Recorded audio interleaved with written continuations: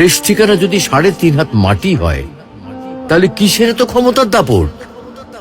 ভোর 5টায় মৃত্যু, সকাল 6টায় জানিয়ে দেওয়া হবে মাইকে, 8টায় শেষ গোসল করানো হবে, 9টায় তোমাকে নতুন কাপড়ে সাজানো হবে, জোহরের নামাজের পরে তোমার আলিশান বাড়ি থেকে বের করে নিয়ে যাওয়া হবে, 2টায় তোমার জানাজার নামাজ পড়ানো হবে, 2:30টায় তোমাকে কবরে নামিয়ে ফেলা হবে। মাটি দেওয়া শেষ হয়ে গেলে কেউ তোমার জন্য দোয়া করবে আর কেউ চলেও আসবে। এই তো জীবনের শেষ আয়োজন। তো কিসের এত অহংকার, কিসের এত ক্ষমতার দাপট? হ্যাঁ, ক্ষমতা কারোর জন্য চিরস্থায়ী নয়।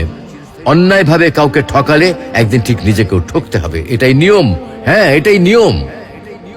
ভোরের সূর্যোদয়ের আলোতে যে পৃথিবী আলোকিত হয়, সন্ধ্যার সূর্যাস্তে তা আবার হারিয়ে যেত দেখি। অসত্য দিয়ে সত্যকে কখনো ঢেকে রাখা যায় না। প্রকৃতি বড়ই নির্মম। কবে কখন কোথায় কার উপর আঘাত হানে তা একমাত্র উপরওয়ালাই ভালো বলতে পারেন।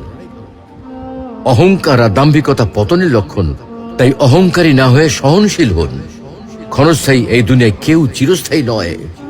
এজন্য ভুলে যেতে হবে সব রোগীর স্বপ্ন, ফিরে আসতে হবে রবের দিকে, কারণ শেষ ঠিকানা তো সেই 3.5 হাত মাটি।